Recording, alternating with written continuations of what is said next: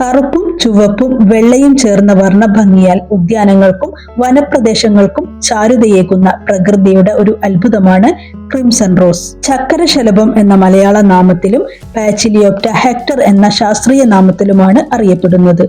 നാട്ടുറോസ് ചിത്രശലഭത്തിനോട് വളരെ സാമ്യമുള്ള ഒരു ചിത്രശലഭമാണിത്. മുൻ ചിറകുകളിലെ വെളുത്ത പാടുകളും പിൻചിറകിൽ കാണുന്ന 2 വരി ചുവന്ന പൊട്ടുകളുമാണ് നാട്ടുറോസിൽ നിന്നും ഇവയെ വ്യത്യസ്തമാക്കുന്നത്. ലാർവകളുടെ പ്രധാന ഭക്ഷണം ഗരുഡക്കൊടിയും അഥവാ ഈശ്വരമുല്ലയും അല്പവുമാണ്. ചക്കരശലഭത്തിന് പുറമെ ചക്കരപ്പാറ്റ എന്ന പേരിലും ഈ ശലഭങ്ങൾ അറിയപ്പെടുന്നുണ്ട്.